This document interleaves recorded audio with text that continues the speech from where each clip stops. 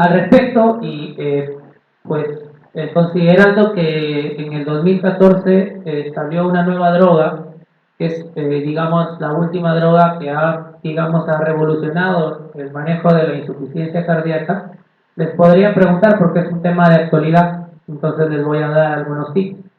Esta nueva droga es una asociación entre valsartán, que como ustedes saben es un ARA2, más sacubitril, se llama así,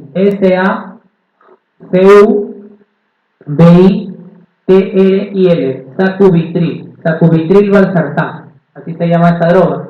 El nombre comercial es Entresto. Bueno, ¿qué es lo que hace esta nueva droga? Por un lado, el valsartán bloquea el receptor de angiotensina 2. Si les preguntan en básicas, ¿qué receptor de angiotensina 2? Marquen AT1, no AT2, es AT1, ¿ya? Porque el AT1 genera vasoconstricción, y lo que tú quieres evitar justamente es que haya vasoconstricción. Entonces, bloqueas el receptor de angiotensina 2, específicamente el AT1. ¿Y qué es lo que hace el sacubitril? Sacubitril inhibe a esta enzima que se llama endopeptidasa neutra. ¿Y qué hace la enzima endopeptidasa neutra? Simple, degrada a los péptidos natriuréticos. Si yo le doy a un paciente un inhibidor de esta enzima, los péptidos natriuréticos ya no se degradan y permanecen más tiempo en sangre. ¿Y qué beneficios me trae tener más péptidos natriuréticos? Eliminar exceso de sodio, o sea, natriuresis, vasodilatación arteriolar, aumenta la permeabilidad capilar, disminuye la activación del sistema renina-angiotensina-aldosterona y del sistema nervioso simpático y de vasoconstrictores como la endotelina, y es un antimitogénico. O sea, el inhibir a la endopeptidasa neutra me va a traer una serie de beneficios en insuficiencia cardíaca. De tal manera que esa es la revolución que ha traído el manejo de la insuficiencia cardíaca este nuevo fármaco llamado sacubitril valsartán, porque por un lado inhibe la angiotensina 2 y por otro la endopeptidasa neutra. Una pregunta que les pueden hacer es, ¿para qué sirve el péptido natriurético? El péptido natriurético tiene utilidad diagnóstica y pronóstica. Diagnóstica en pacientes que tienen disnea y no saben si la disnea es de origen cardíaco o origen pulmonar. Entonces, si les colocan algún enunciado en donde ustedes quieren o les digan que para determinar el origen de la disnea, si es cardíaco o pulmonar en un paciente que no está claro el cuadro, el péptido natriurético sirve. Claro que sí. Y en quienes ya tienen diagnóstico de insuficiencia cardíaca, a más péptido natriurético en sangre, más BNP, sobre todo, peor pronóstico. Entonces, repito, sirve para diagnóstico y pronóstico, y acuérdense esta nueva droga, ojalá que no les venga, pero podría venirles al tratarse de un tema de acuerdo. Señale cuál es causa de disfunción de contracción miocárdica. Ustedes saben que el corazón tiene dos periodos a grandes rasgos. La sístole, que es durante la que ocurre la contracción, y la diástole, durante la que ocurre la relajación. A su vez, la sístole y la diástole tienen sus fases o periodos. ¿Cuántos periodos tiene la diástole? 4. Relajación isovolumétrica, que es el primero. El segundo es el llenado rápido. Tercero es llenado lento. Y el cuarto periodo o fase es la sístole auricular. Entonces, no confundir. La sístole auricular pertenece a la diástole ventricular. Cuando aumenta la frecuencia cardíaca, la diástole se acorta. El tiempo para llenar el ventrículo, porque recuerden que durante la diástole el ventrículo se relaja para poder llenarse de sangre. Cuando aumenta la frecuencia cardíaca, la diástole se acorta. ¿Y cuál de los periodos sufre más? Si les preguntasen, es el periodo de llenado lento. El periodo de llenado lento es el más susceptible al aumento de la frecuencia cardíaca. ¿Ok? Entonces, ¿cuál es la causa más frecuente de disfunción en la contracción miocárdica? Definitivamente es tener isquemia miocárdica, es decir, enfermedad coronaria. La hipertrofia ventricular, es decir, cuando tengo un ventrículo muy grueso, las paredes son muy gruesas, lo que se altera es la relajación, el llenado, o sea, se altera la diástole. Y eso no es contracción. La taquicardia también me altera la diástole, por lo que ya les expliqué. La pericarditis también, y la estenosis aórtica, como genera hipertrofia ventricular izquierda, también altera la diástole. La precarga se basa en la ley de Frank-Starling, eso también les podrían preguntar, ¿no? La precarga responde a la ley de Frank-Starling. Y la precarga no es más que la fuerza que distiende el ventrículo antes de contraer. ¿Qué te dice Frank-Starling? Que mientras más sangre le llegue a tu ventrículo, el ventrículo va a eyectar todo lo que le llegue. Y la postcarga responde a otra ley que se llama la ley de Laplace. Se escribe Laplace, que también puede ser una pregunta de base. ¿Correcto? Lo que les decía, fracción de eyección disminuida cuando la fracción de eyección está por debajo de 40 y fracción de eyección preservada es más de 50. Aquí una fe de ratas, no es 40, es 50. Y si se encuentra entre 40 y 50 se llama fracción de eyección limítrofe o borderline. Aquí sí está bien, ¿no? Menos de 40 disminuida, más de 50 preservada. La que cursa con fracción de eyección por debajo de 40 se llama insuficiencia cardíaca por disfunción sistólica. Y la que cursa con fracción de eyección preservada se llama insuficiencia cardíaca por disfunción diastólica. Otra forma de clasificar a la insuficiencia cardíaca son según cuál ventrículo está afectado. Insuficiencia cardíaca derecha, insuficiencia cardíaca izquierda.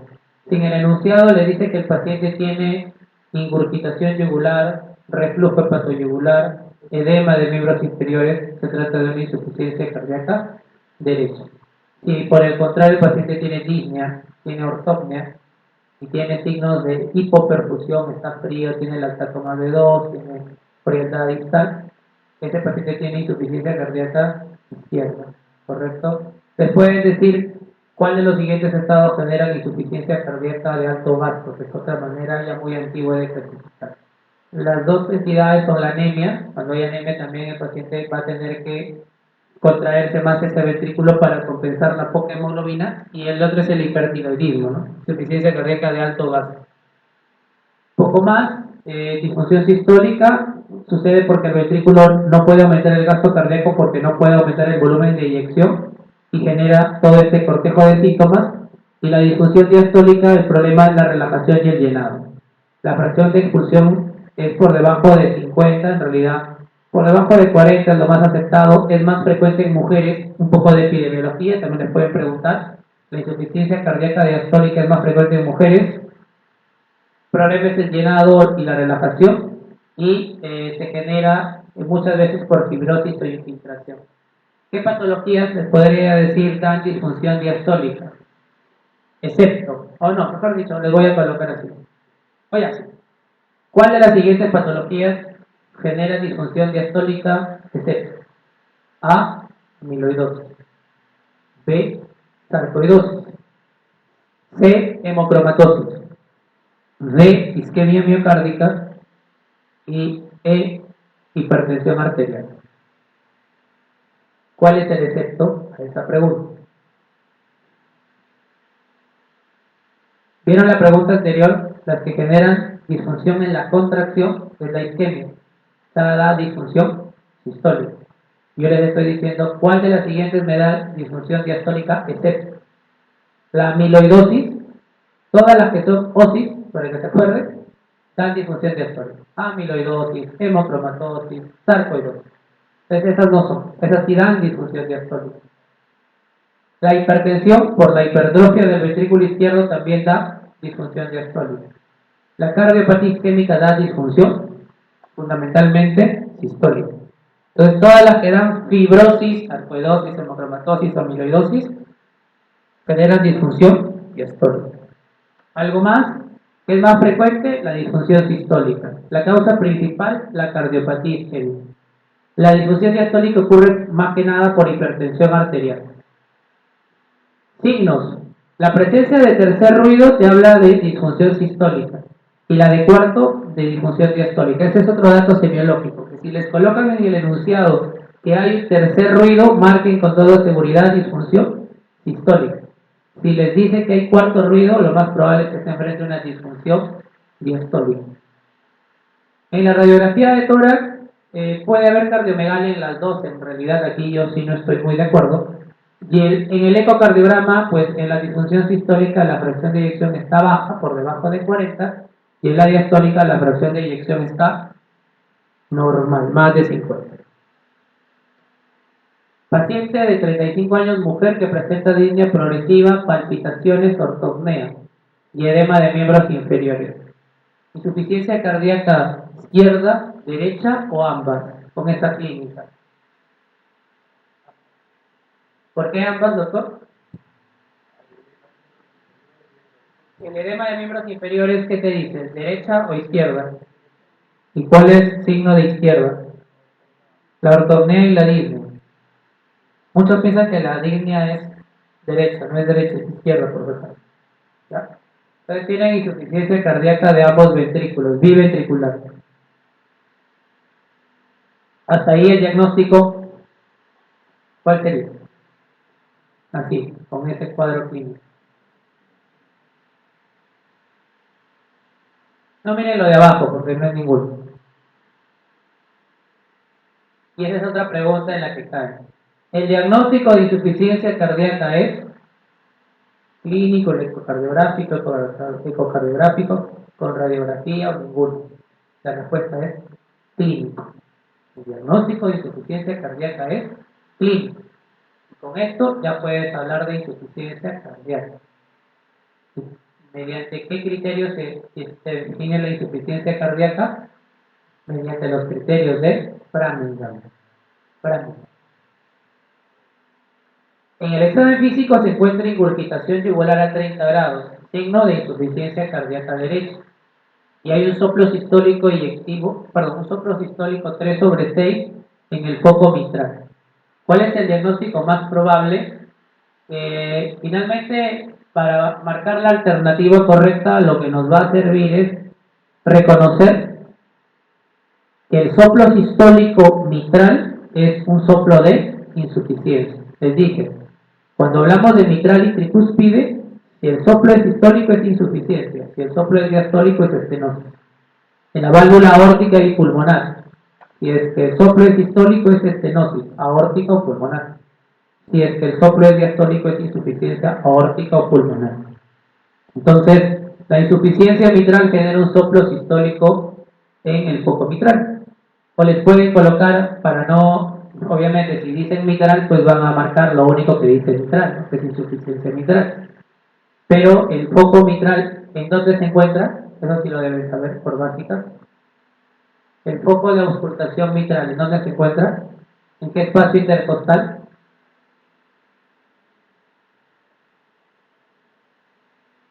En el quinto espacio intercostal, línea medio clavicular. Como referencia, la mamila, la tetilla. La comunicación interventricular en el enunciado tiene que decir soplo holosistólico. Holosistólico. La estenosis pulmonar, soplo sistólico en segundo espacio intercostal izquierdo, línea paraesternal izquierda. Repito, el soplo de estenosis pulmonar es un soplo sistólico. El foco pulmonar está en el segundo espacio intercostal izquierdo, línea paraesternal izquierda.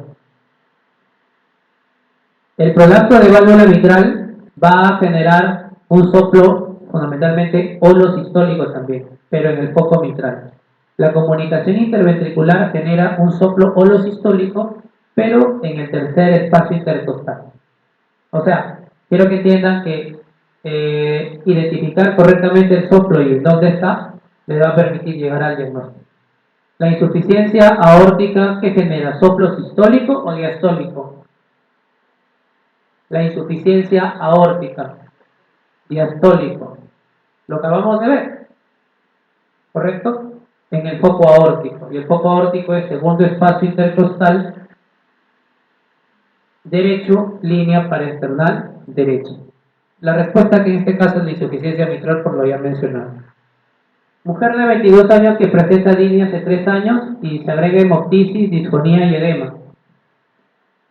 Entonces, bueno fuera que en el examen les colocaran cardiología y preguntan, pero no, en el examen les van a colocar las preguntas mezcladitas. Entonces, mujer, 22 años, no tiene antecedentes y tiene disnea hace 3 años. La disnea puede ser mayormente o es de origen cardíaco o es de origen pulmonar. Y les dice que tiene hemoptisis. ¿Tuberculosis? Puede ser, ¿no? Puede ser. Pero estamos hablando de cardio, entonces no va a ser tuberculosis en este caso.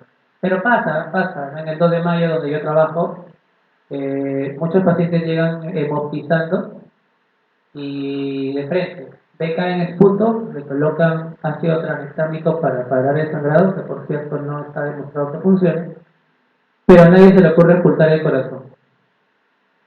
Y ocultan el corazón y observan un soplo diastólico en foco mitral. Entonces, de las valvulopatías, la que más o la que genera hemoptisis es la estenosis mitral. ¿Por qué razón? Por ruptura de las venas. ¿Qué venas? Pulmonares, no, bronquiales. Bronquiales.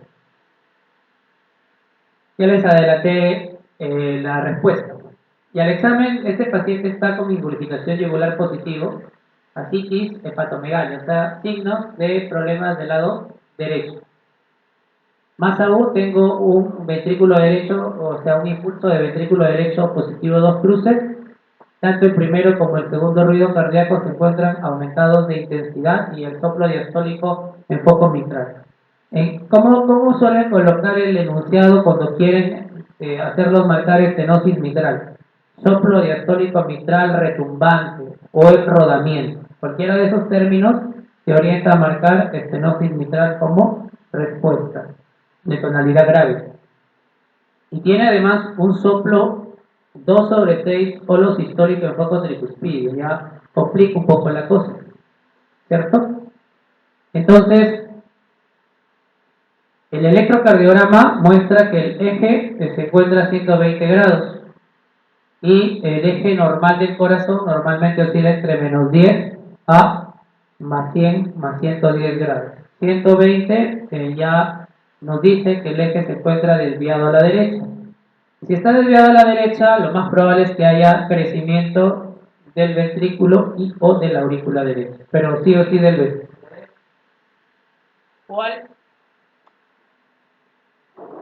¿Cuál es su diagnóstico probable? Pericarditis constrictiva, no genera la sintomatología mencionada. Cardiomiopatía dilatada. Creo que cardiomiopatía dilatada, no. Tromboembolia pulmonar. El cuadro clínico de la tromboembolia pulmonar, cuando quieran ustedes, cuando lo quieran hacer marcar tromboembolia pulmonar, le van a plantear un caso más o menos así. Paciente obeso, no es obligatorio que sea obeso, que experimenta disnea súbita.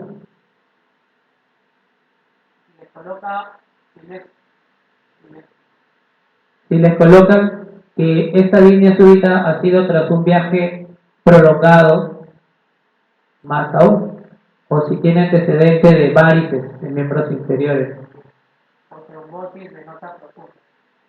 Entonces, ese es el cuadro clínico de la tromboembolia pulmonar. Y definitivamente este enunciado no tiene nada de eso, se da la descarta. Insuficiencia mitral. En el enunciado anterior dijimos que el soplo de insuficiencia mitral, ¿cómo es? ¿Sistólico o diastólico? Fuerte, lo acabamos de ver, miren su separación, no importa. Sistólico, acá le dicen que el soplo es diastólico, o sea, no es insuficiencia mitral. Lo que quiere decir que si no es ninguna de las mencionadas, pues nos queda que es estenosis mitral. Pero cabe preguntar lo siguiente.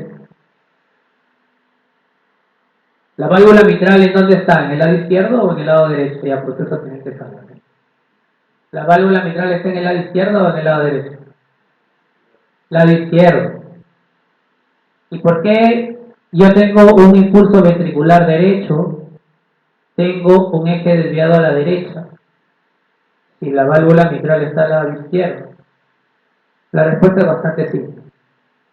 Recuerden también esto de el segundo ruido cardíaco que se encuentra aumentado, que lo vamos a discutir ahora en breve. Entonces, pasa que, si bien es cierto, la válvula mitral se encuentra en el lado izquierdo del corazón, cuando esta válvula está estenótica, recuerden que la alternativa, la respuesta a la pregunta era estenosis mitral. Cuando esta válvula está estenótica, quiere decir que no se abre bien. La presión en la aurícula izquierda aumenta. ¿Qué estructuras desembocan en la aurícula izquierda? Las 4 venas pulmonares, que son estas de aquí, estas dos y estas dos de acá. Si aumenta la presión en la aurícula derecha, retrógradamente aumenta la presión en las venas pulmonares. Si seguimos dando la vuelta, aumenta la presión en los capilares pulmonares y luego aumenta la presión en la misma arteria pulmonar. Pero recuerden que tenemos siempre un lado arterial, capilar y venoso. Entonces, si bien es cierto la válvula mitral se encuentra en el lado izquierdo, va a generar aumento de presión en la aurícula izquierda y de forma retrógrada aumento de presión en las venas pulmonares, capilares pulmonares y en la arteria pulmonar. Si aumenta la presión en la arteria pulmonar, el ventrículo derecho, que normalmente está acostumbrado a enfrentar poca presión, porque la arteria pulmonar es una zona de baja presión, pero en una estenosis mitral la presión pulmonar aumenta. ¿Qué va a pasar con el ventrículo derecho? Va a empezar a hipertrofiarse. Y eso genera el impulso ventricular derecho que les dice el enunciado. ¿Por qué el segundo ruido aumenta? El segundo ruido, a propósito, ¿por qué se produce? O los ruidos cardíacos, ¿por qué se producen? El primero y el segundo ruido. ¿Por cierres o por aperturas de válvulas? Por cierres, no por aperturas. El primer ruido se produce por el cierre de qué válvulas. ¿Qué válvulas producen por el cierre de qué válvulas producen el primer ruido? ¿Perdón? Las básicas, ¿ah? No es cardio. Aurículo-ventriculares, ¿ok? Y el cierre o el segundo ruido es por el cierre de las válvulas semilunares o sigmoideas, o sea, aórtica y pulmonar. Entonces, no tengo una puerta a la mano, pero imagínense. ¿Qué pasa si yo cierro esta puerta desde una corta distancia? ¿Voy a generar sonido? Si la cierro hasta acá y la cierro así. No, ¿verdad? Pero ¿qué pasa si yo tengo una puerta y la cierro desde... Tomo vuelo para cerrar la puerta y meto un portazo? Va a generar ruido. ¿Qué pasa si la presión en la arteria pulmonar aumenta? El cierre de esta válvula va a ser más vigoroso y eso va a generar que el segundo ruido cardíaco esté aumentado de intensidad. Entonces, el cuadro clínico que hay en el enunciado corresponde a una estenosis mitral por el soplo diastólico, pero que ya se complicó con hipertensión pulmonar, por el impulso ventricular derecho, por el segundo ruido cardíaco aumentado, por el eje cardíaco desviado a la derecha y porque ya hay signos de insuficiencia cardíaca derecha como la ingurgitación yugular. Un poco de anatomía, pues la válvula aórtica tiene 3 velos o valvas. Tiene un anillo fibroso y tiene 3 velos o valvas. La valva coronariana derecha, la valva coronariana izquierda y la valva posterior también llamada no coronariana. ¿Y por qué se llama coronariana derecha o izquierda? Porque de los senos de Valsalva, esa es otra pregunta de básicas, nacen las arterias coronarias. Y la arteria coronaria derecha nace del seno coronariano derecho y la coronaria izquierda del seno coronariano izquierdo. No tiene cuerdas tendinias ni músculos papilares y normalmente tiene un área de apertura de 3 a 4 centímetros cuadrados. La válvula pulmonar, a diferencia de la aórtica, no tiene un anillo fibroso. Son 3 valvas, acá nuevamente una fe de ratas, y estas se denominan anterior, posterior izquierda y posterior derecha. Al igual que la aórtica y la pulmonar, no tiene cuerdas tendinias ni músculos papilares. Las cuerdas tendinias y los músculos papilares solamente se encuentran en las válvulas auriculoventriculares, o sea, en la mitral y en la tricúspide. La mitral, como su nombre lo dice, hace referencia pues a las mitras que utilizan los sacerdotes. Tiene un anillo fibroso incompleto, pero lo importante es saber que tiene 2 valvas y que se llaman anterior y posterior. ¿Ya? Anterior y posterior. Sí tiene cuerdas tendinias y si son 2 valvas tiene 2 músculos papilares. Tiene un área de apertura de entre 4 a 6 centímetros cuadrados. La válvula tricúspide también tiene un anillo fibroso incompleto y si es tricúspide tiene 3 valvas. Septal, antero superior y posterior inferior. Tiene cuerdas tendinias y como son 3 valvas ya no tiene 2 sino tiene 3 músculos papilares. Con respecto a la estenosis mitral, lo que ya dijimos, vamos a tener un primer ruido. Recuerden que lo del segundo ruido es cuando hay hipertensión pulmonar. Esa es otra pregunta. La presencia de un segundo ruido cardíaco aumentado de intensidad significa o traduce hipertensión pulmonar. Pero en la estenosis mitral, como la válvula mitral está sumamente calcificada, engrosada, aumenta la intensidad del primer ruido, pues el primer ruido es por el cierre de las válvulas mitral y tricúspide.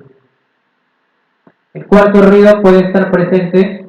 ¿Qué significa la presencia de cuarto ruido? Les dije que era disfunción sistólica o diastólica. El cuarto ruido, disfunción sistólica o diastólica. Anímense, miren su separata, retrocedan, yo los espero.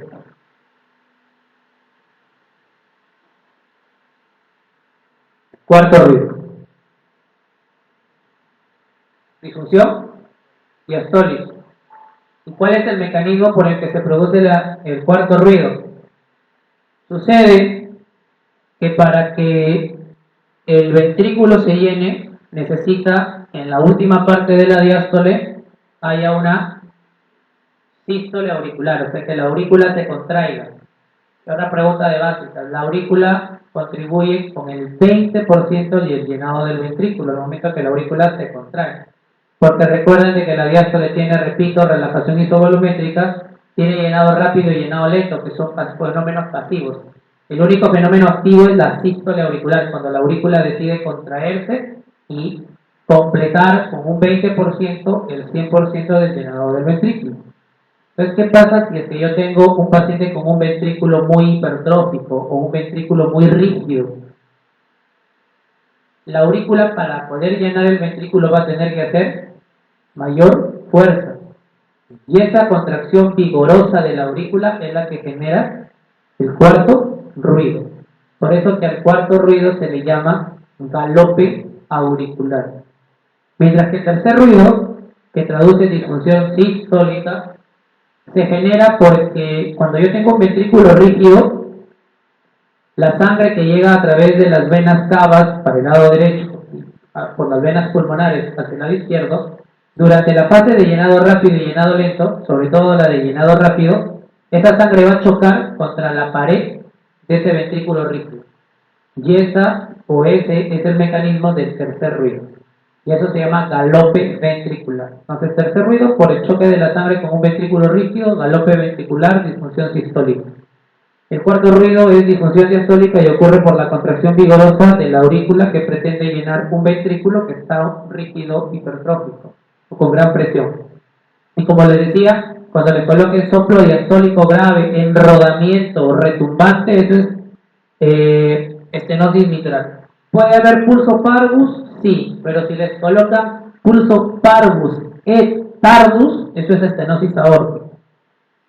Parvus et tardus es estenosis aórtica. Lo que les explicaba, cuando hay estenosis mitral, aumenta la presión en la aurícula, en las venas, en los capilares, en la arteria pulmonar y finalmente la presión en el ventrículo derecho. Y cuando aumenta la presión en el ventrículo derecho, si la sangre normalmente debe de ir de aurícula a ventrículo, cuando aumenta la presión en el ventrículo derecho, parte de la sangre regresa hacia la aurícula. Es decir, hay una insuficiencia a través de esta válvula, que es la tricúspide. O sea, va a haber insuficiencia tricuspidia. Y si ustedes miren el enunciado de la pregunta de estenosis mitral, dice ahí soplo holosistólico tricuspidio, ¿no? Soplo al final holosistólico tricuspidio. Se dice soplo diastólico mitral, que es de la estenosis, segundo ruido aumentado, que es por la hipertensión pulmonar, y soplo holosistólico tricuspidio. Ese soplo holosistólico tricuspidio es por la insuficiencia tricuspidia, que ha sido motivada por la hipertensión pulmonar. Con respecto a la estenosis mitral, esto me parece que vamos a pasar de manera muy rápida. La estenosis mitral se divide en estadios desde la A hasta la D. Lo que tienen que saber es que se llama estenosis mitral severa cuando el área de la válvula mitral es menor a 1.5 centímetros cuadrados. Nada más. Menos de 1.5 de área de válvula mitral es severa. Y lo otro que podrían eventualmente preguntarles es la diferencia entre estadio C y D. Tanto el C como el D son severas, pero el estadio C es asintomático, mientras que el estadio D es sintomático. Nada más. La causa más frecuente de estenosis mitral es, dos puntos, estenosis de origen reumático. La causa más frecuente de estenosis aórtica es la degenerativa o calcificada o de la anciana. Cuando ustedes vean a un paciente con secuela de enfermedad reumática, la válvula más afectada es la válvula mitral. En segundo lugar, mitral más aórtica. Y en tercer lugar, aórtica sola. Mitral y aórtica sola. Entonces, frente a la presencia de un paciente con estenosis mitral asintomática, lo que tengo que hacer es simplemente monitoreo. Ese es el manejo. Todavía no lo opero, todavía no le hago cirugía. Recién en la estenosis mitral sintomática, o sea, la severa sintomática, que es estadio D, hay que pensar en hacerle con la colocación de una válvula protésica, una prótesis en la posición mitral. Y la prótesis mitral puede ser mecánica o biológica. Importante decirles que cuando tú le colocas a un paciente una prótesis mitral, lo estás obligando a consumir anticoagulación de por vida. ¿Y qué anticoagulante se utiliza cuando un paciente tiene una prótesis mecánica? Warfarina, de por vida. El INR objetivo entre 2.5 a 3.5, porque ustedes saben de que la warfarina se monitoriza con el INR. ¿Y qué pasa si les preguntan cuánto tiempo se anticoagula a un paciente con prótesis mitral biológica? Mecánica es de por vida. Biológica los 3 primeros meses de colocada la válvula. Entonces, otra de las alternativas que cada vez se utiliza menos es hacer plastía de la válvula mitral. La plastía significa reconstruir la válvula mitral. Tiene la ventaja de que el paciente no va a tener que tomar anticoagulantes. ¿Correcto? Sin embargo, esa válvula se va a volver a obstruir con toda seguridad. Pero ¿para quiénes está indicada la plastía? Fundamentalmente hay tres grupos de pacientes. Uno de ellos es cuando, además de estenosis mitral, yo tengo insuficiencia mitral y tengo un trombo en la aurícula izquierda. De tener un trombo en la aurícula izquierda, por más que yo quiera reconstruir la válvula, no es la indicación. Basta que tenga un trombo en la aurícula izquierda o que además de la estenosis tenga insuficiencia, porque pueden existir las dos a la vez, ese paciente ya no es candidato para la plastía. De frente va prótesis. ¿A qué paciente también se le recomienda hacer reconstrucción o plastía? A los niños. ¿Por qué razón? Porque la mayoría de ustedes tienen más de 20 años, ¿no? Supongo. Que no parece, se ven jóvenes. Entonces, ¿por qué a un niño se prefiere la reconstrucción? Porque el corazón de ese niño va a crecer. Si tú le colocas una prótesis, la prótesis no crece. Entonces, de preferencia en los niños hay que utilizar plastía. Salvo que sea un niño que tenga un trombo, ¿no? Ya si tiene trombo, pues no hay de otra, hay que colocarle una prótesis. Y de preferencia, si va a ser un niño, acuérdense que si tú anticoagulas a tu paciente, el paciente no se puede golpear, no puede, tiene que tener mucho cuidado, porque estando con la anticoagulación puede sangrar. Entonces a un niño le convendrá una prótesis mecánica, no porque lo obligas a darle warfarina de por vida. A un niño, si le vas a colocar una prótesis, colócale una prótesis biológica, porque solo lo vas a tener que anticoagular 3 meses, ¿correcto? Y el rey ya luego pues podrá hacer su actividad normal, porque es imposible pedirle a un niño que se cuide. Y también hay quienes se prefiere la prótesis biológica sobre la prótesis mecánica, porque hay que decirles que la prótesis mecánica tiene mayor duración que la biológica. O sea, si a mí me operan y me colocan una prótesis mecánica, lo más probable es que me tengan que reoperar para cambiarme la prótesis en 10, 12 años. Pero si me colocan una prótesis biológica, me van a tener que reoperar antes, a los 5 años. Entonces el tema es si la prótesis mecánica dura más que la biológica, ¿por qué existen todavía las biológicas? Una es porque hace que no tengas que anticoagularte de por vida. Y la otra es porque está indicado justamente qué pacientes, en las mujeres en edad fértil que quieren tener hijos. Porque si tú le colocas una prótesis mecánica a una nulípara y que quiere tener hijos, va a tener que tomar warfarina de por vida y la warfarina es teratogénica. Entonces, el ser usuario de warfarina pone o supone un riesgo alto si es que la paciente decide embarazarse. Entonces hay que tener cuidado con esos pacientes. Esto es básicamente más de lo mismo. Mujer obesa acude por edema en la pierna derecha doloroso. Creo que desean hacer un break, si no me molesto, 5 minutos y volvemos. ¿Correcto? Sí, entonces paramos un momento.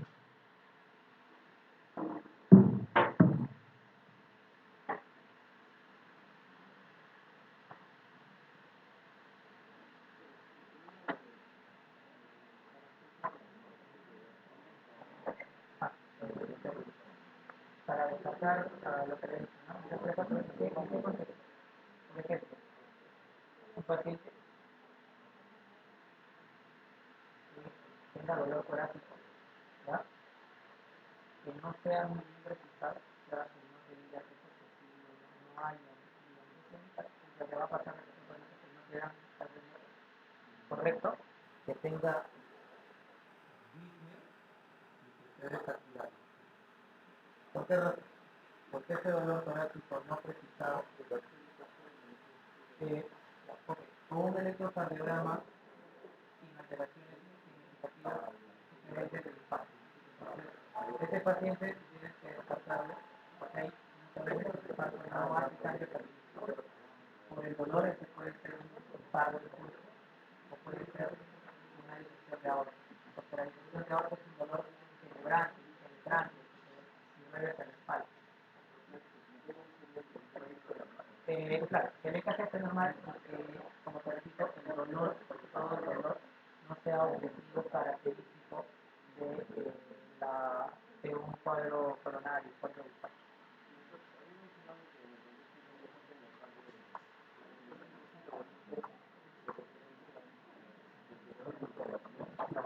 Tanto no.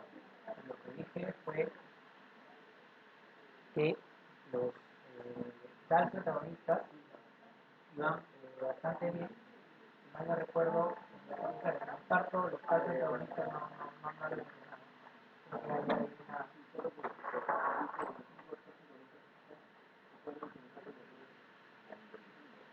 En pacientes que se pueden utilizar los casos protagonistas que se refieren, en realidad los casos protagonistas no están indicados en parte del mensaje, o sea, no forman parte de la arsenal terapéutica, correcto.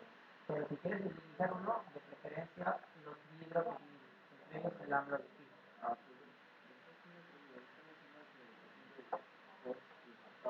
¿Ya?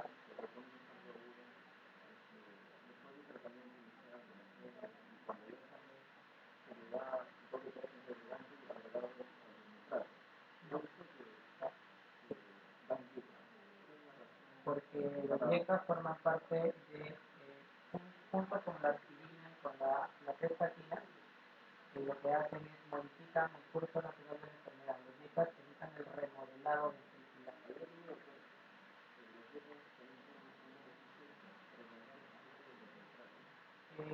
Como tal, no, porque el mecanismo de nitrato, fundamentalmente el litorvina, es independiente de lo que hacen los nitratos, no tienen contexto.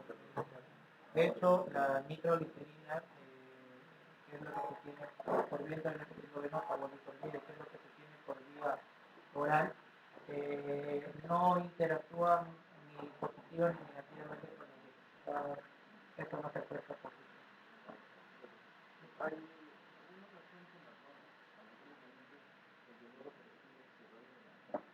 Al miembro superior izquierdo. Bueno, fundamentalmente por la inervación simpática, básicamente por eso, no por algo anatómico específico de esto. Nada. Eso se llama fenómeno de Galavardi. Galavardi. Así como en cirugía hay la cronología de Murphy de la apendicitis, que es diferente al signo de Murphy, porque Murphy es de colecicitis, el signo Murphy positivo. Pero la cronología de Murphy, bueno, también se trata de confusión, es de la apendicitis. En este caso, no es, hay signo de Murphy y hay cronología de Murphy. Por este caso. Revísenlo, yo no soy cirujano, pero lo revisen. Pero creo que están todos porque hay 2 o 3 compañeros que se han ido. Sí, perdón. Lesión ST, isquemia E, infarto o necrosis Q. Sí, sí, lo refiero. Con respecto a dónde se valora, es en eso. Ya luego los circuitos se separados, ¿no? Necrosis negativa, positiva, etc. La Q no hay necrosis sub-20 y sub-20. Es una sola necrosis.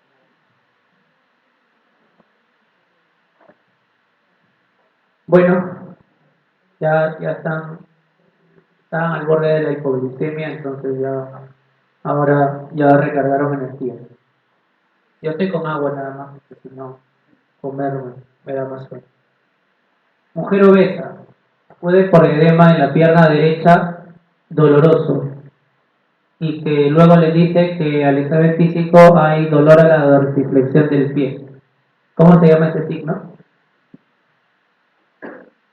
Dolor a la dorsiflexión del pie. ¿Cómo? ¿Cómo? Ya si les ponen eso, pues les están diciendo el caballo blanco de Simón Bolívar de Flores. Ese diagnóstico es un una trombosis venosa pulmonar. Bueno, un tromboembolismo venoso, una TBP, trombosis venosa profunda. ¿Qué hacen? Le piden dímero D, le piden una radiografía de tórax, le inician enoxaparina, warfarina o le piden un ATP. ¿Okay? Y bueno, la respuesta a esta pregunta es: si ustedes están frente a una trombosis venosa profunda, lo que tienen que hacer es iniciar anticoagulación, de preferencia con heparina. En este caso, la enoxaparina, pues es en este caso la respuesta a la pregunta, pero se podría iniciar en su defecto heparina no fraccionada o también llamada heparina sódica. Recuerden que la enoxaparina es la heparina de bajo peso molecular. Y a propósito, ¿cuál es la acción de la heparina y de la enoxaparina? Básicas, ¿no? Por eso ya le dije que voy a tratar, así me da un poco más de tiempo. Me interesa que ustedes aprovechen la pregunta y darles algunos tips, ¿no? La enoxaparina y la heparina inhiben al factor 10 de la coagulación e inhiben a la antitrombina 3. Perdón, sí, inhiben a la antitrombina 3. Cierto. Y la warfarina lo que hace es inhibe a los factores de la coagulación dependientes de la vitamina K. 2, 5, 7, 9 y 10. ¿Sí? La clínica de la trombosis venosa profunda es el aumento del volumen y el compartimiento muscular, sobre todo afecta a miembros inferiores. Es bastante frecuente en posoperados de cirugías complejas. Mucho tiene que ver con la cirugía traumatológica.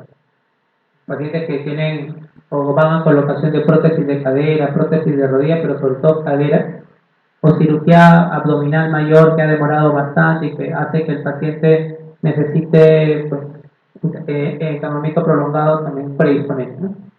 El edema que deja la TBP no genera fobia, salvo que además de eso tenga insuficiencia cardíaca.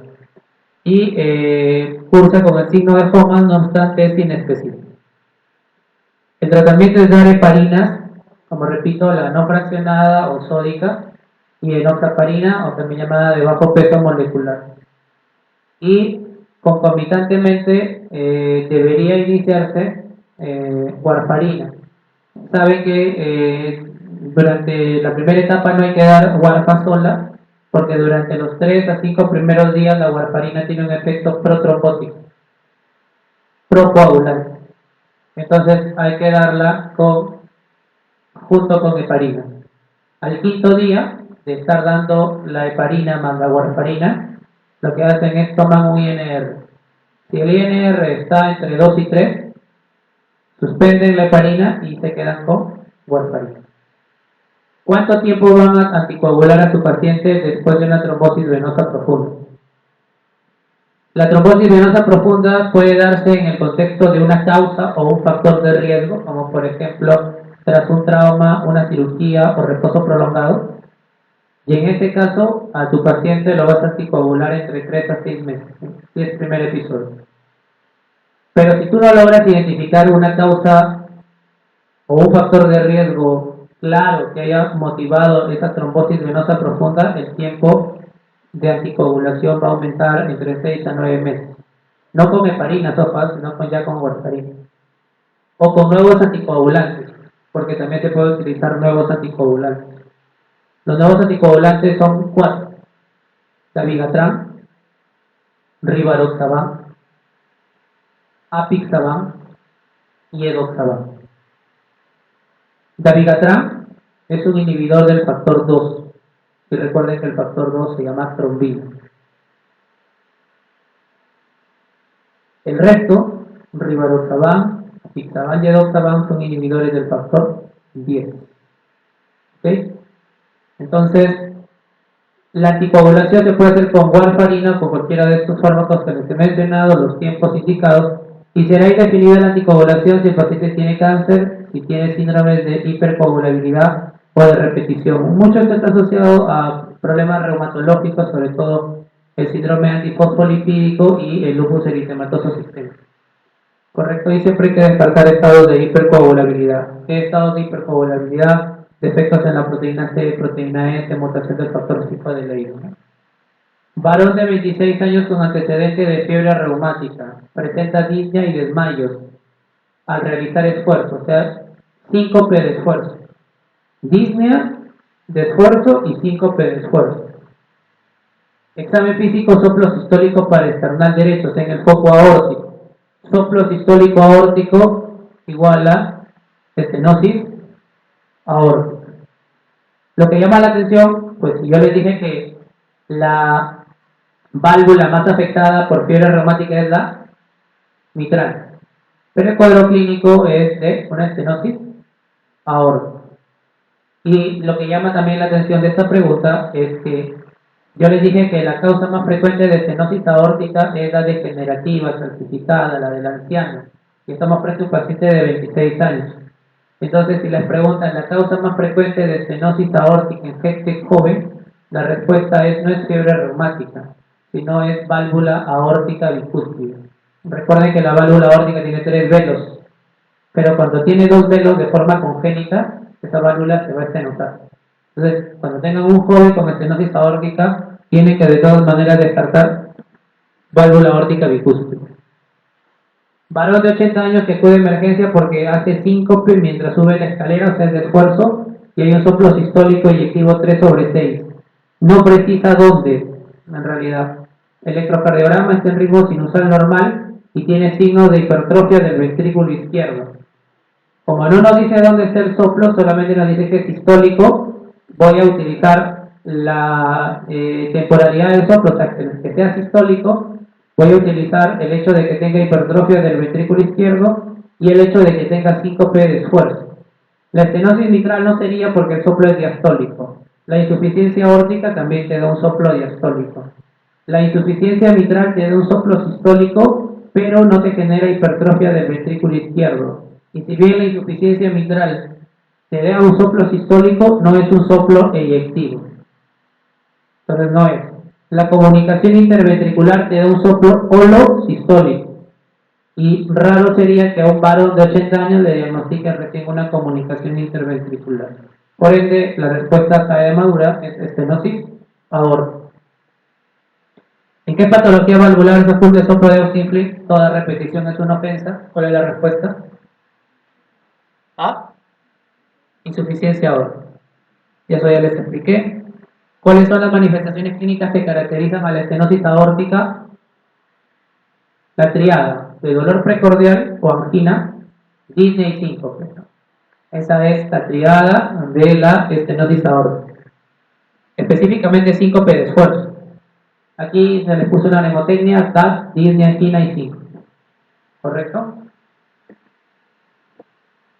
Esto lo voy a pasar rápido porque de verdad no creo que les pregunte a qué se le llama estenosis aórtica severa.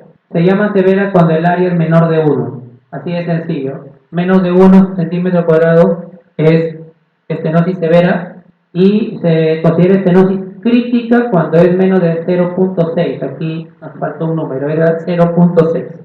Severo menos de 1, crítico menos de 0.6. Esto no lo voy a colocar, no les voy a explicar porque ya es algo muy de la especialidad. El soplo de la estenosis aórtica, así como el de la estenosis mitral, es un soplo diastólico, retumbante, enrodamiento. El soplo de la estenosis aórtica es un soplo mesosistólico eyectivo. Entonces, si les colocan eyectivo, mesosistólico o romboidal, porque miren cómo tiene, o digamos, esta es la forma como se escucha y cómo se grafica, o en diamante, todos esos términos ya te hacen que tú debas pensar en estenosis aórtica. Da cuarto ruido porque cuando hay estenosis aórtica el ventrículo tiene que hacer más trabajo y se va a hipertrofiar. Y si se hipertrofia, el aurícula tiene que hacer más trabajo. Ya dijimos que cuarto ruido por contracción vigorosa de la aurícula. El segundo ruido está disminuido de intensidad porque como la válvula está calcificada, va a cerrar con menos intensidad y sabemos de que el segundo ruido es por el cierre de la válvula aórtica y pulmonar. Aprovecho la oportunidad para decirles que cuál de las válvulas aórtica y pulmonar, cuál se abre primero y cuál se cierra primero. Pregunta también. Bueno, las válvulas aórtica y pulmonar son, sobre todo en este caso, la válvula aórtica es como muchos de ustedes. Llega tarde y se va temprano. O sea, se abre después y se cierra antes. Es una forma bastante práctica de recordar. Recuerdan de ustedes y ya sacan la respuesta. ¿Ok? Y a diferencia de la miocardiopatía hipertrófica, el soplo no disminuye con la maniobra de Burns. Genera hipertrofia ventricular, ya les dije, Sokolov es uno de ellos. Sobre los soplos es importante recordar que, y esta es una pregunta muy de memoria, la respuesta es que nada tiene que ver la intensidad con la que se oculta el soplo con la severidad de la cardiopatía. O sea, no hay una correlación entre que mientras más severa sea la cardiopatía, más fuerte vas a escuchar el soplo. Entonces esa sería la incorrecta. O sea, es importante recordar, ahí la pregunta era el excepto, por si acaso. ¿En cuál de las siguientes patologías no aparece aumentado el desdoblamiento fisiológico del segundo ruido? Eso es un poco de semiología. ¿A qué le llamamos desdoblamiento? Vuelvo a repetir que el segundo ruido se subdivide en dos componentes, ¿no? Un componente aórtico y otro pulmonar, ¿verdad? Aórtico y pulmonar. Como les dije que primero se cierra la válvula aórtica, porque ya se va temprano, se cierra la válvula aórtica. El primer componente es el componente A2, o sea, el componente aórtico del segundo ruido. Y luego a continuación viene el componente pulmonar del segundo ruido. ¿Qué pasa cuando yo inspiro? Los diafragmas descienden, la cava colapsa, aumenta la cantidad que llega al ventrículo derecho, al lado derecho del corazón. Y si el ventrículo derecho tiene mayor cantidad de sangre que expulsar, la válvula aórtica la válvula pulmonar va a demorar más en cerrar, porque el ventrículo se tiene que tomar más tiempo para poder eyectar la mayor cantidad de sangre que le está llegando al momento de inspirar. Entonces, es por ello que cuando uno inspira, personas jóvenes sanas, puede haber un desdoblamiento, ¿correcto? Pues se llama desdoblamiento que si ustedes toman un estetoscopio y se ocultan, van a escuchar que su segundo ruido probablemente es único. Solo los cardiólogos a veces podemos identificar que el segundo ruido está desdoblado, pero si ustedes lo ocultan, es probable que ya no, doctor, suenan dos nomás. Punto, se acabó. Pero cuando inspiran, sí van a hacer más pronunciada ese fenómeno que les estoy comentando, que va a generar el desdoblamiento fisiológico. De todas estas patologías, ahora decirles que cuando les coloquen en el enunciado desdoblamiento amplio y fijo del segundo ruido, ese término desdoblamiento amplio y fijo del segundo ruido, marque comunicación interauricular, CIA, ¿ya? La respuesta aquí es hipertensión pulmonar. ¿Por qué razón? Porque en la hipertensión pulmonar, lo que ya les expliqué, que la puerta se cierra con más presión, entonces van a escuchar un segundo ruido pulmonar muy pegado a la aórtica, y eso va a generar de que muchas veces se escuche como un segundo ruido único, y eso está graficado aquí. Cuando tú inspiras, cuando tú no inspiras, o sea, cuando no haces una inspiración forzada, están muy pegaditos. Tú inspiras y vas a ver de qué lado se separa del pedos. Cuando hay bloqueo de rama derecha, de la misma manera. ¿Por qué razón? Porque cuando hay bloqueo de rama derecha, el ventrículo tarda más en contraerse, porque pues al estar bloqueada la rama derecha, la conducción eléctrica es más lenta y el ventrículo demora más. Y si demora más, ¿qué va a pasar? Va a tardar más en eyectar la sangre. Entonces la pulmonar va a demorar y eso genera que se separe el componente pulmonar del segundo ruido. El desdoblamiento fijo y amplio del SEIA, en la estenosis pulmonar vamos a ver también este mismo fenómeno. En la hipertensión pulmonar se pega, ¿no? Se pega por ruido, si no hay. El desdoblamiento invertido es cuando el componente pulmonar antecede al componente aórtico, porque lo normal es que primero sea el A2 y luego el P2. Y el pseudo desdoblamiento, que ya es un término que ha quedado en desuso y no lo van a preguntar. Esto es básicamente más de lo mismo. Aquí una fe de ratas nuevamente. Este es el primer cuadrante. Dividan este círculo en 4 cuadrantes. Este es el primer cuadrante. Segundo, tercero y cuarto. Así es. Primero, segundo, tercero y cuarto. Corrijan ahí eso separado. Entonces, cuando el eje cardíaco cae en el primer cuadrante, se considera que es normal. Cuando cae en el segundo cuadrante o en el tercero, se dice que está desviado a la derecha. Y si está en el tercero, se llama desviado a la derecha en forma extrema. Y cuando cae en el cuarto cuadrante, se dice que el eje está desviado hacia la izquierda. Entonces, ustedes aquí lo que les interesa es determinar en qué cuadrante está el eje.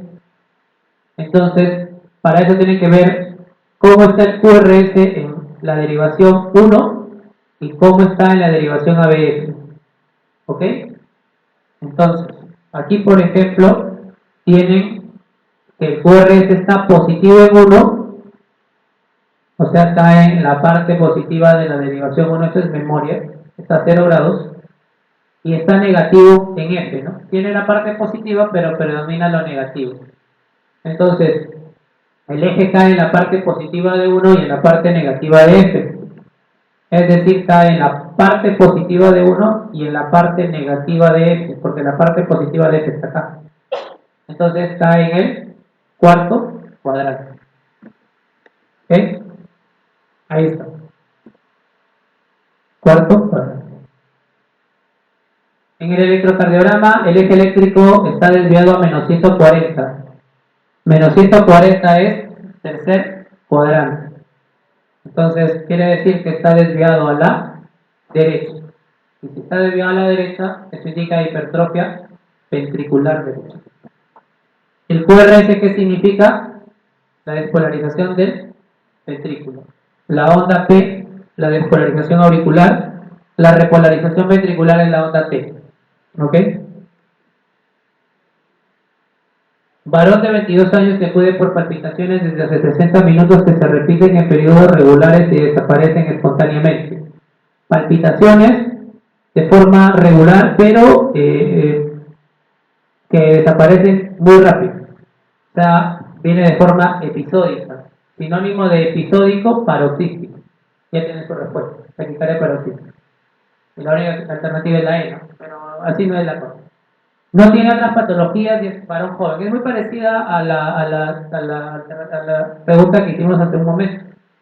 Está con 180 latidos, por lo que no puede ser sinusal. Está en 8,5 de presión y el diagnóstico es FA no. La FA es típica de pacientes porque tienen un daño estructural de base, lo mismo el flúter, la taquia auricular, las tetrasístoles. Pues el cuadro clínico es bastante sugestivo de taquicardia paroxística supraventricular. Mujer de 19 años con pérdida de peso, temblor e intolerancia al calor. Ya con eso yo estoy pensando que hay una patología sistémica, o sea, es una hipertiroidea. Y eso se confirma, pues tiene bocio, piel húmeda, temblor, la TSH está baja y están elevadas las hormonas tiroideas. O sea, tiene un hipertiroidismo y el hipertiroidismo lo que más genera es taquicardia sinusal. Paciente con pulso arrítmico y deficitario. Pulso deficitario es cuando no coincide la frecuencia cardíaca central con el pulso que le tomas al paciente, ya sea la arteria radial, braquial, femoral. Entonces, cuando no coincide la frecuencia cardíaca central con el pulso periférico, se llama pulso deficitario. Y la presencia de pulso deficitario es sinónimo de fibrilación auricular.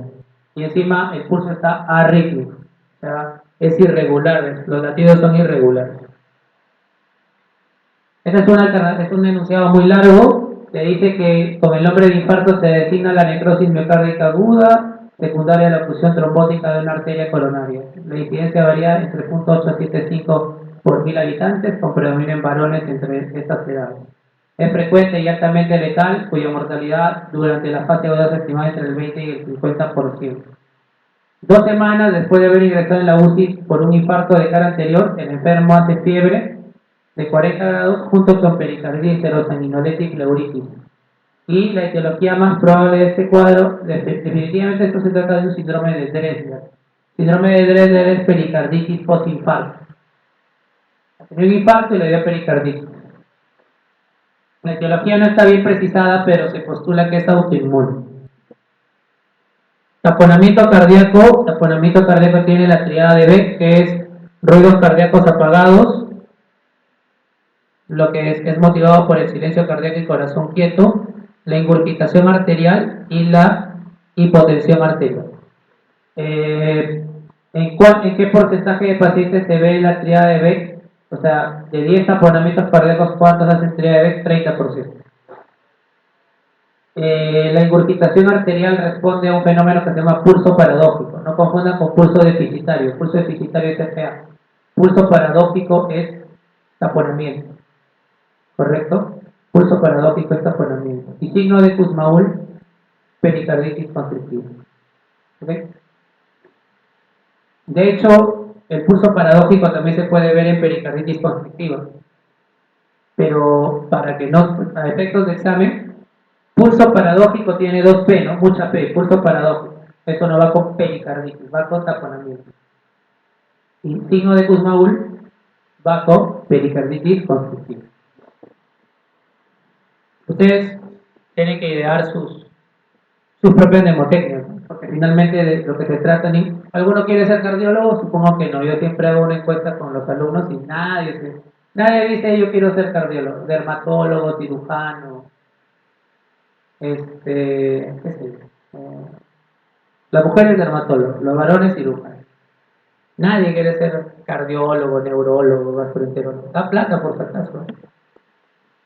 Varón de 58 años con disnea progresiva, ortopnia y edema de miembros inferiores. Diagnóstico clínico: insuficiencia cardíaca. En el examen físico, ingurgitación yugular. Ruidos cardíacos muy disminuidos de intensidad e hipotensión arterial. O sea, tiene triada B. En realidad no tiene triada de B, porque la triada de B faltaría que tenga problema arterial. O sea, pulso paradójico. La ingurgitación yugular no es parte de la triada de Beck. Pero el hecho de tener un paciente con ruidos hipofonéticos, o sea, disminuidos de intensidad y hipotenso, te habla de que es un taponamiento cardíaco. La pericarditis, por su parte, puede cursar de múltiples formas. Una de ellas es la llamada pericarditis seca, que es la única que produce brote pericárdico. Si es pericarditis más derrame pericárdico, no es posible auscultar prótesis. El prótesis en la pericarditis seca. El dolor pericárdico es un dolor muy característico. Si el dolor de infarto es un dolor opresivo retroesternal que puede irradiarse en el miembro superior izquierdo, y el dolor de la disección de aorta es un dolor que se siente como tenebrante o que perfora al paciente, se irradia en la espalda.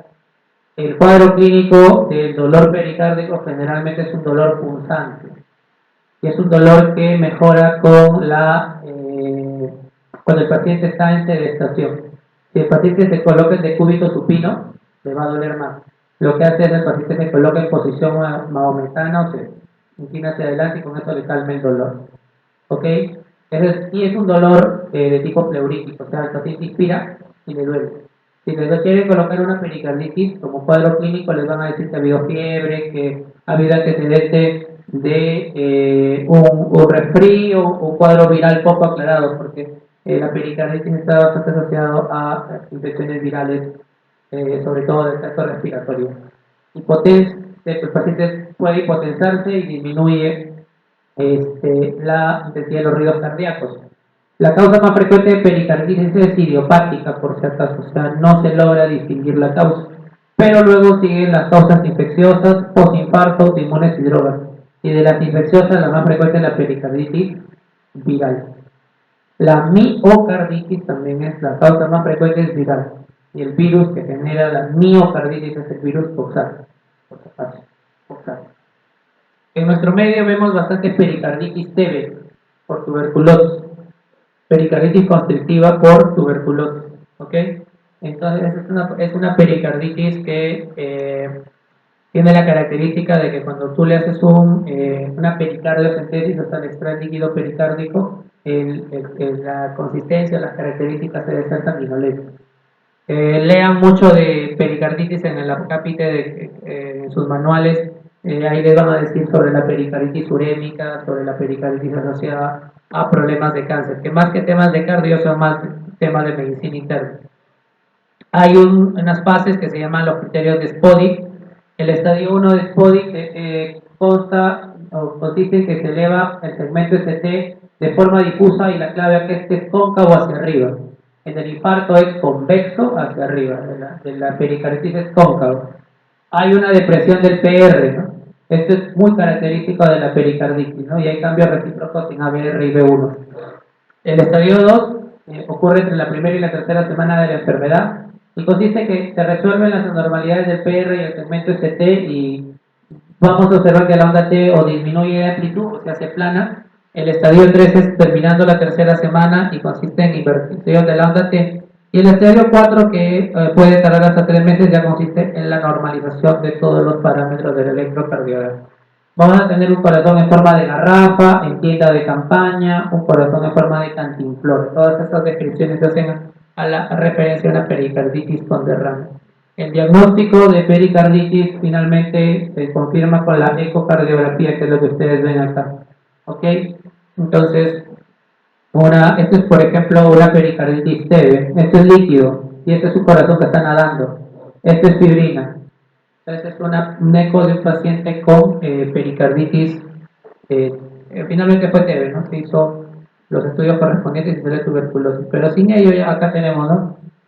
Aurículas abajo, ventrículos arriba, líquido pericárdico bastante abundante y fibrina. Esta lengüeta que ven ahí.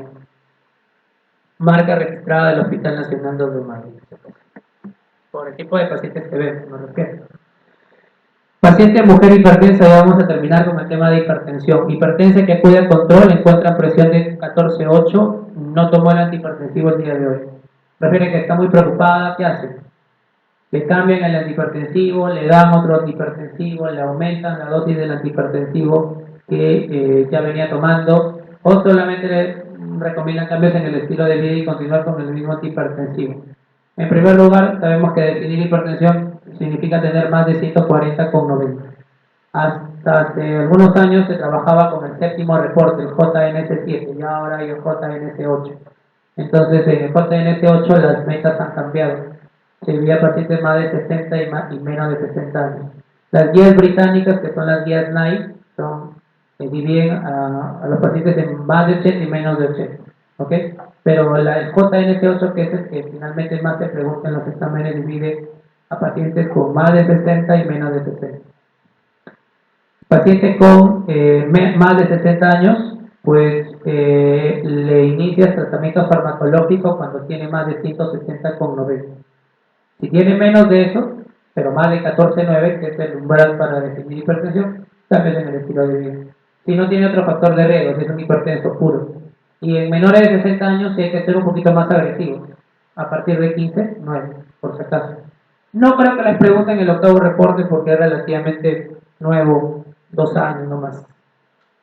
Esto es memoria, según el estudio Framingham, factor de riesgo para infarto es la hipertensión. Lo otro era factores de riesgo cardiovascular, que era otra pregunta y que le dije que muchos marcan alcoholismo.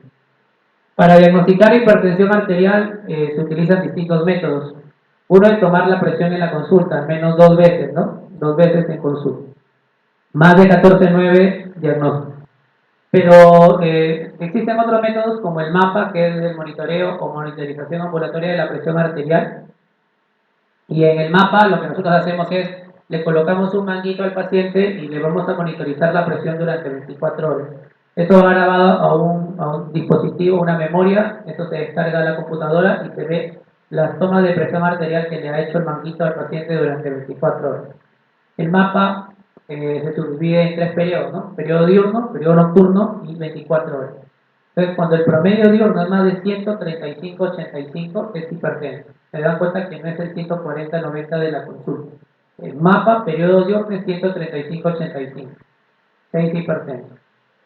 Más de 120-70 en el periodo nocturno, también es hipertenso.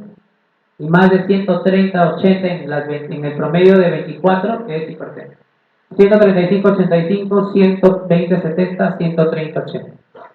Y sirve mucho para identificar a aquellos pacientes que tienen hipertensión de bata blanca, ¿no? La hipertensión de bata blanca es cuando eres hipertenso en consulta, pero aparentemente eres normotenso fuera, ¿no? En la consulta. Y se debe o se llama de bata blanca porque se atribuye que es por la ansiedad que genera al paciente el estar frente al médico, ¿no?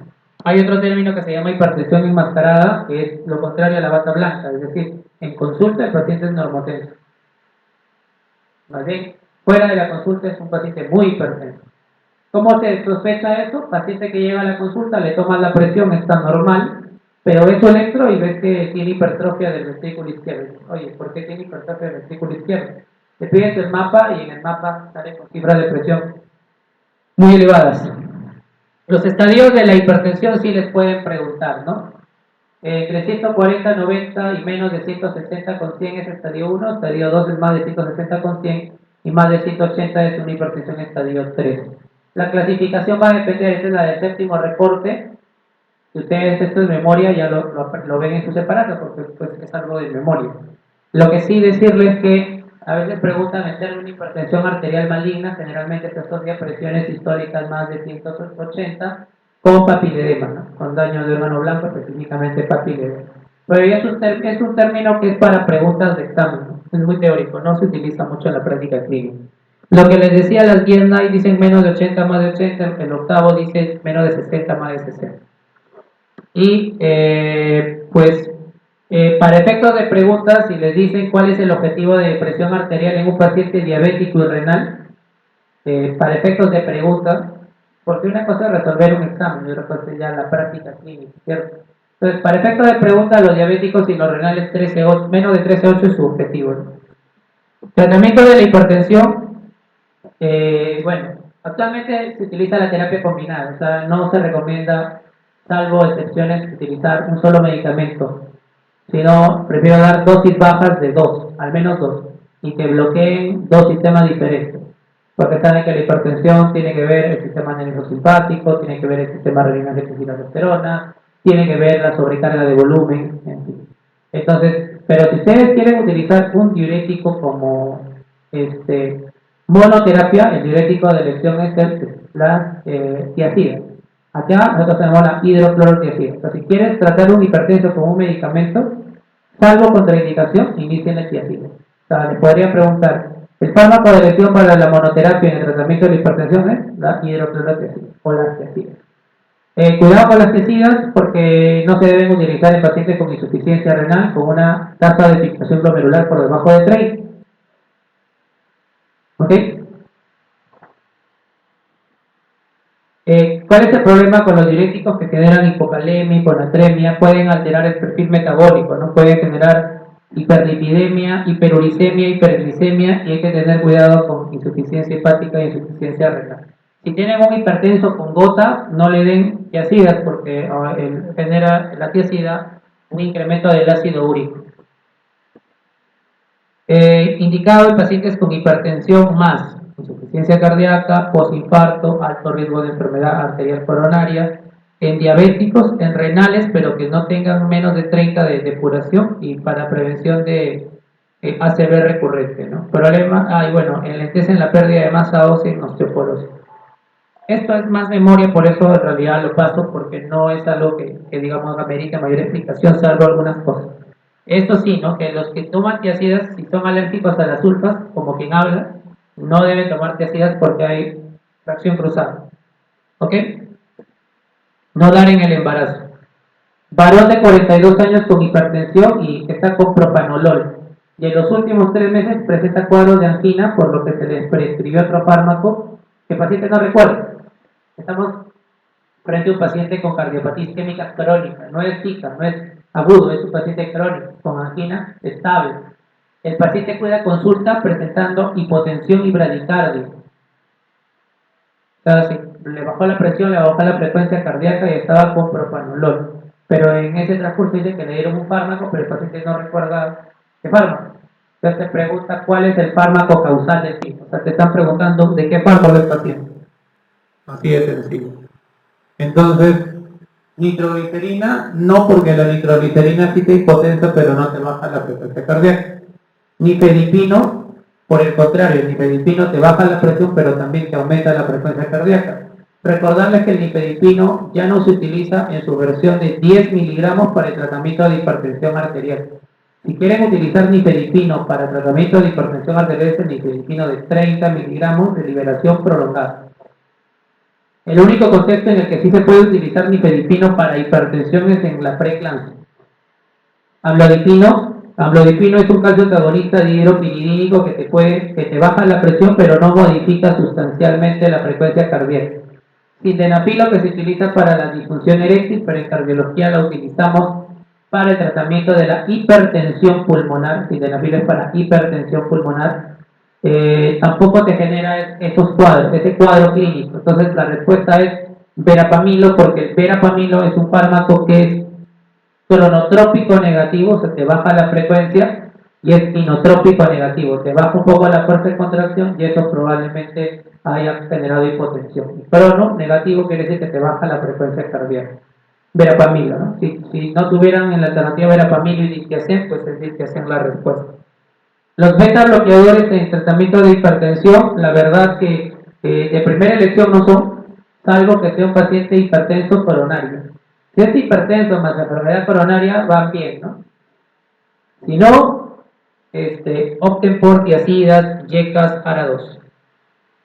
También son útiles en migraña. Ojo, cuando tengan un paciente con taquicardia, no estamos hablando de hipertensión, sino una taquicardia sinusal, en el contexto de una crisis de hipertiroidismo, una crisis tirotóxica, el beta bloqueador de elección es el propanolol.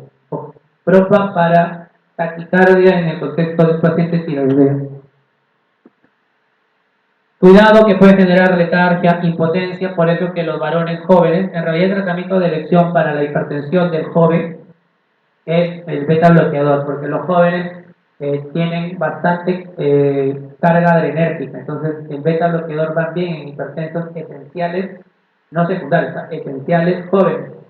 Pero ¿qué pasa? Los jóvenes no quieren tomar el beta bloqueador porque les genera disfunción eréctil, impotencia, entonces prefieren otro grupo farmacológico, pero es de elección.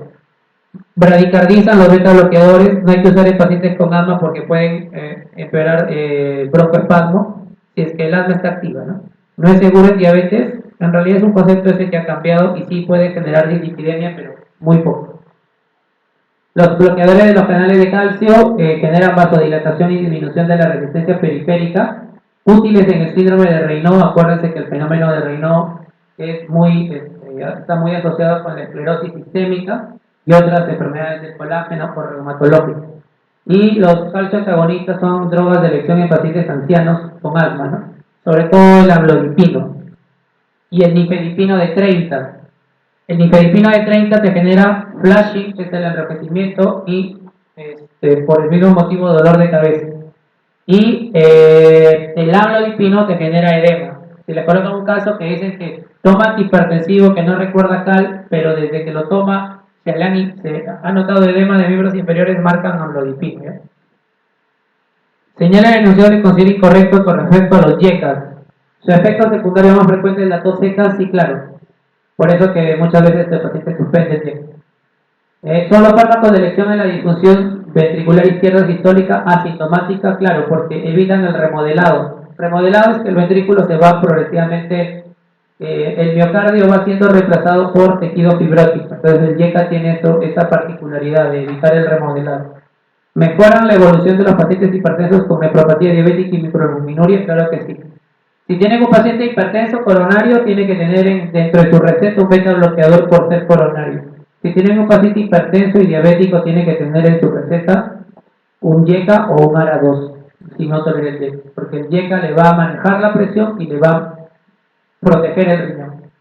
También deben administrarse, salvo contraindicación a los pacientes tras un infarto, claro que sí, por lo que conversaba con uno de sus compañeros, en un infarto que esté ya, digamos, tras la fase inicial. Para el manejo de la falla post-infarto es indicado los YECAs. Y son de elección para el tratamiento de la hipertensión renovascular. Eso es mentira. ¿Por qué es mentira? Porque más bien si tú le das un YECA a una hipertensión renovascular, la presión va a subir. Y aquí aprovecho en decirles que en qué casos está contraindicado los YECA en pacientes que hacen, por ejemplo, angioedema, en pacientes que no toleran por una tos demasiado molesta, y en pacientes que tienen estenosis bilateral de la arteria renal. Si tú a un paciente con estenosis bilateral de la arteria renal le das YECA, automáticamente ese paciente le va a subir la presión, pero le vas a malograr el riñón. Y la estenosis bilateral de la arteria renal es una causa frecuente de hipertensión arterial secundaria, sobre todo en varones. Recuerden que la hipertensión puede ser esencial, generalmente a partir de los 40 años, cualquiera de nosotros puede ser hipertenso, pero no es normal que un joven de 15, 20 años tenga hipertensión. Si tienen un joven con hipertensión, tienen que descartar secundarismo, o sea que haya causas de hipertensión secundaria. Aprovecho.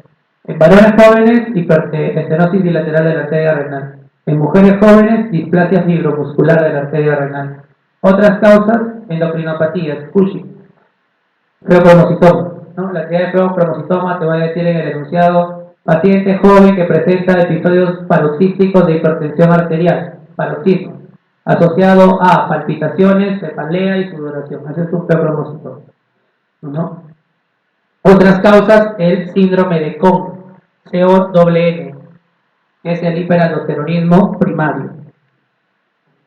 Varón con 65 años de hipertensión, insuficiencia cardíaca clase funcional 2 que está en tratamiento crónico, y cuál de ellos reduce la poscarga del ventrículo izquierdo. Disopiramida es un antiarrítmico. ¿Qué clase? 1A. Furosemida es un diurético de alta. Amidazolam es un antiarrítmico clase 3. Recuerden que los antiarrítmicos son 1, 2, 3, 4 y los 1 puede ser 1A, 1B, 1C. Procainamida es un antiarrítmico al igual que la disopiramida 1A. Y el enalapril pues es el único fármaco de esas alternativas que reduce la poscarga del ventrículo izquierdo. Como les dije, si tienen un hipertenso diabético, denle yecas. Genera tos seca, puede hipotensar un poco, angioedema y aumenta la creatinina. Los ARA2 se dan básicamente en aquellos pacientes que no toleran los YECA por la tos. Y por ende, si le quieres hacer nefroprotección y el paciente no te tolera YECAS, dale ARA2. De los ARA2, ¿cuál ha demostrado mejor perfil? Es el irbesartán. Ustedes conocen probablemente los sartán, pero hay varios ARA2, ¿no? Los sartán, valsartán, candesartán, telmisartán, pero el IRB grande irbesartán va bien en los diabéticos. Los alfa bloqueantes, como por ejemplo la clonidina, la metildopa, bloquean los receptores alfa 1. Y si bloquean los receptores alfa 1, van a evitar que haya vasoconstricción, o sea, causa vasodilatación. Son útiles en el prostatismo. De hecho, la tamsulosina es un bloqueador alfa 1. Ustedes dan terazosina, tamsulosina para pacientes que tienen prostatismo, ¿no? Entonces, si tiene un paciente prostático que toma tamsulosina por la próstata, cuidado. Si le dan otro antihipertensivo, le puede bajar mucho la presión. Cuidado con la hipotensión ortostática.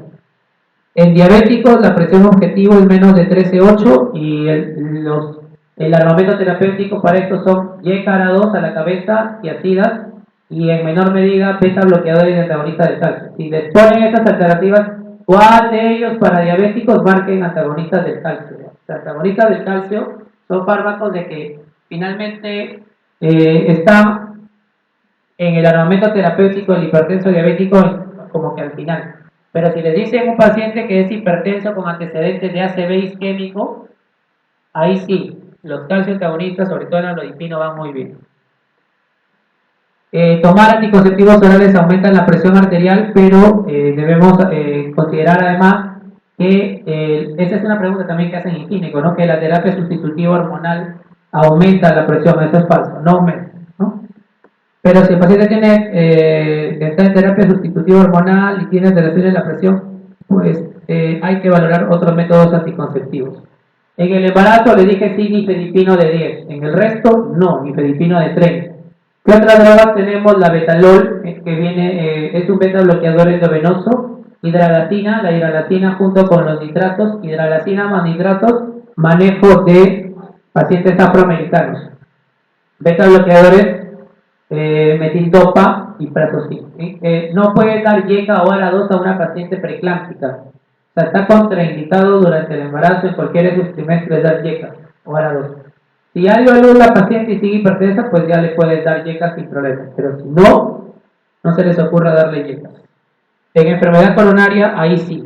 Beta bloqueadores para tratamiento de hipertensión porque tratan la presión y de paso la enfermedad coronaria. YECA y calcio antagonistas en tercer lugar. En insuficiencia cardíaca, el trípode que les dije, ahí está el antagonista del aldosterona. Postinfarto, beta bloqueadores, YECA y antagonista del aldosterona. Alto riesgo de enfermedad coronaria, beta bloqueadores nuevamente. Siempre que les pongan enfermedad coronaria, beta bloqueadores y YECAS, en resumen.